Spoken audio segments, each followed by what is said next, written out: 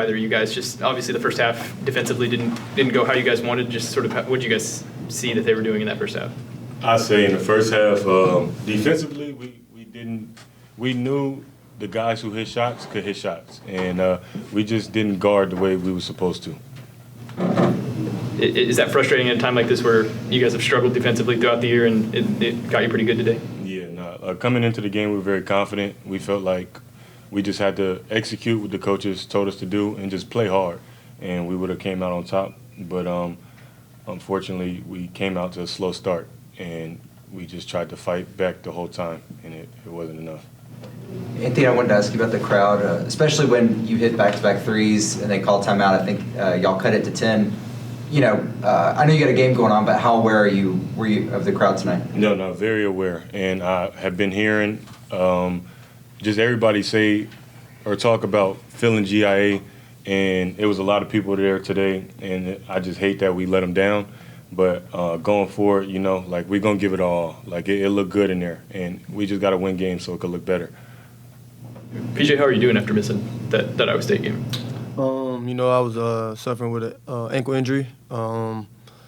It's been like a slow recovery, but I just told Coach I feel like I got to suit up. Like, I'm hurting, but whatever it takes for to take our team, you know, to the next step. Is that something you think you'll just have to kind of manage? Yeah. I mean, it's getting better. It's getting better. I guess a question for both of you guys from that. I think it was 23-19, 23-20 at the 8:20 mark. Went on a 15-2 run. Just what'd you see? What were they doing? And what'd you guys see from your lens that kind of spiraled out of control for you guys? What I will say is bad shots are equal to turnovers, and we took some bad shots that led to transition buckets. I feel like as a team, with such a long season, we have more to learn, but once we understand that concept, it'll just make our offense better and make our defense better. All right, anything else for the guys? I asked Coach this question. This is for both of you guys. 9 o'clock start, Saturday night, late game. Just what's your mindset going all day Saturday and then playing a 9 o'clock game? I say make a lot of shots before the game start. Mm-hmm. You know, congratulations to Baylor, and give Coach Drew and his staff credit. They had their guys amped up and ready to play. I thought that they played with a level of desperation, like an 0-3 team in the Big 12 should. And, man, they came out and they played very, very well. They shot the ball very, very well. So hats off to them. I mean, I know we've talked a lot about defense, but sometimes the team's just hitting shots. It felt more I won't say anything else. I'll let you address. Man, I appreciate you guys, and I appreciate you trying to soften the blow. But at the end of the day, if you allow somebody to come on your home floor in the Big 12 and score 94 points, you better look in the mirror. I don't care if it was their night or not. You have to look in the mirror. You cannot allow somebody to come onto your home floor and score 94 points. To score, what did they score in the first half, 57? That's embarrassing. That's embarrassing. And we have to take stock in that, guys. So, again, I appreciate you, Scott, but that's on us. That being said, the rally in the second half, playing with a sense of urgency, just your thoughts on what they were able to put together to cut the lead to 10. Yeah, no. I thought our guys played better with a sense of purpose and with a level of, I don't even say desperation because it shouldn't be desperation, with a intent. Right? You can't play the game of basketball, especially in the number one league in the country, like it's an AAU game. You have to play it with an intent. You have to be intentional about what you're doing, right? You got to defend on the defensive end, and then you got to secure a rebound. And then you got to go on to the other end, and you have to take good shots. And we got the thing to 10. We came out of the timeout. We don't execute. We shoot a bad shot. We come out of another timeout. We turn the ball over. Right? I mean, you in college basketball, you cannot win until you stop losing. You can't do things that make you lose. Not defending the three makes you lose. Turning the ball over 8 times in the first half makes you lose. Right? Not getting offensive rebounds and not making them pay and get second chance points. Those are losing qualities. So you gotta flip that. You gotta flip that, especially when you're playing at the highest level, which obviously we are. Coach, what did you think of your team's physicality tonight? I mean, I'm not going to tell you that I thought we were soft. I just thought that we weren't. We didn't play with enough edge on the defensive end, right? I mean, for whatever reason, we just didn't. I'll have to go watch the tape. It's an interesting question because I didn't think like they physically dominated us. But I'll go watch the tape before I really have a good answer for you. I just asked because, y'all were out rebounded, so that was... Sure. Yeah. No, I mean, the rebounding was back and forth the entire game. And when you allow them to shoot whatever they shot, 73% from the floor, and then in the first half, and you shoot abysmally, right? There's a lot of rebounds to be had. We did a much better job in the second half of rebounding the basketball, but we didn't reward ourselves. But that's a good rebounding team. They're number 4 in the country in offensive rebounding, and I think we held them. They had 9 for the game, so we had 15, but we only got 15 points out of. We got 15 points out of 15 offensive rebounds, and they got 12 out of 9. The numbers, they don't add up. They did a better job in converting those into second chance points.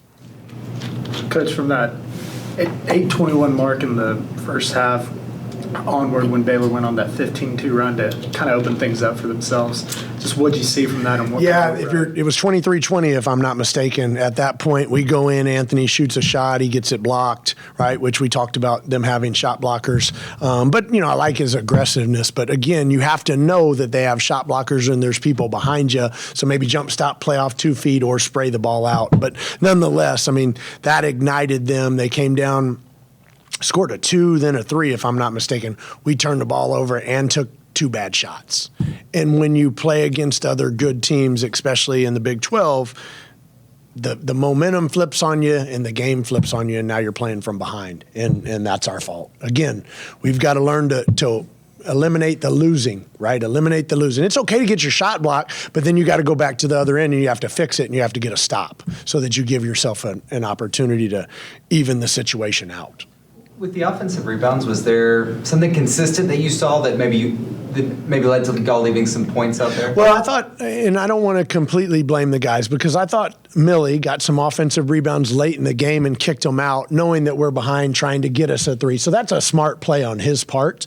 But we had plenty of offensive rebounds that we just didn't convert them back for and ones, or just convert them back for 2 points. And, that's part of physicality and toughness and all of those things rolled into one. So we did not do a great job there tonight. Coach, you touched on it a little bit. I'm just curious, what did you think of your shot selection tonight, especially in the latter half of the second half? Poor. Again, we talked over and over in the timeout about taking good shots and not having to have home run threes and to get the ball to the basket and get to the free throw line. Because you want to score when you're behind. You want to score when the clock is stopped at the free throw line.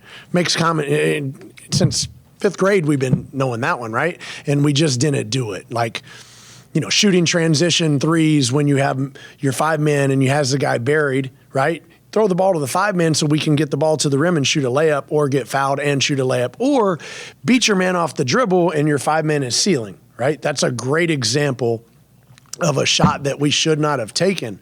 And it's a shot that is part of losing. It's not a winning shot. Scott was impressed with Parsa. Just talked a little bit about him, 18-9 tonight, running doubles at him. Can you just talk about Parsa adjusting to seeing what he's seeing? Yeah, I thought other than the one time early when he was doubled, because they didn't start off doubling him and then they went to doubling, and they've been back and forth in terms of doubling during the year. I thought he handled it pretty well. The very first one I think caught him off guard, but after that he handled the post doubles well, and we work on those in practice. And he's a good passer. He's got good footwork, so he can maneuver in those. But Parsa played great. We need to figure out a way to have him on the floor for more extended period of time. He got cramps and had to go out for 5-6 minutes. But with that being said, I thought that Millie came in the game and provided us a spark and did a good job. How important is that for Millie to come in and be an impact for when Parsi gets in foul trouble or just gets tired? Yeah, great. And we even played Parsa a little bit at the 4 tonight, right? We didn't do it as much. But, you know, if you can get Ben and Millie and Parsa to be a 3-man rotation at the 5, and you can get Parsa and Anthony and Christian Coleman and Zay to be a rotation at the 4, you've got enough bodies, right, to keep people fresh. But for some reason, he had cramps tonight. You had a great crowd tonight, and I want to ask you about just the hope for a 9 o'clock game on Saturday, and how do you adjust as a coach playing such a late game? Yeah, I mean, it is what it is, right? I mean, we all do it for TV, but the Big 12 has to have money from our TV contract. And so, I thought that the crowd was fantastic. Fantastic. Those kids were loud. When we got it to 10, man, that's what Gallagher-Ibra should feel like, right? And then, but our job, if you will, is to then finish the game off. And we did not do that tonight. But the fans were great. The students were great. I'm glad they're back. I mean, they give such an advantage here. Again, man, you just can't dig yourself into a hole in the first half like we did. And again, that's on us. Pretty light rotation. I think only 3 guys came off the bench, essentially. Just what sort of went into that for you guys? Yeah, I mean, I'm not going to say it was intentional. It's just kind of the way the game unfolded. You know, we had some foul trouble there a little bit with VJ, and I just felt like that those were the guys that could help us be successful. We played the 2-guard lineup. We mixed all kinds of things together, hoping that we could find some sort of defensive lineup that would actually defend the ball and defend the 3 and get a rebound. But unfortunately, it just didn't. It didn't click, especially in the first half. Again, I thought we played better defensively in the second half, but when you go into halftime down, whatever we were, 20-18, whatever that number was, you can't expect to be able to flip that immediately. I mean, it's got to be over the course of, 8, 12 minutes. And again, I thought we did a good job when we got it to 10 and came out of timeouts and didn't execute. But that's on us. When you talk about eliminating those losing plays, sort of what goes into building that consistency that you're looking for? Well, you gotta. Let me see how to say this one. First of all, you've got to be smart enough to recognize it, right? Which I think our guys understand that. But I've talked from day one with you and with our team. I don't think that we're selfish, but sometimes we're very self-centered. And what I mean by that, and I'm going to repeat myself again, these guys have worked extremely hard on their game. They're talented players, and they've made some of these shots, right, over the course of their career. But shooting those shots in desperation or in a situation where that's not the shot that we needed or was the best shot for your team, it's part of losing. And again, I don't think it's selfishness. I just think the high belief in themselves and being able to make those plays and make those shots, that's what leads to it a lot of times. But you have to be basketball savvy enough to know that even though, I have made this shot occasionally or I can make this shot, if that's not the best shot for your team at that time, then you have to pass it up and we can get a better shot. Let's make this the last question for Coach. Go ahead, Tyler. There were several times early on the opening minutes of the game, y'all forced Baylor to use the full shot clock. They got off of what appeared to be a tough 3, but it went in.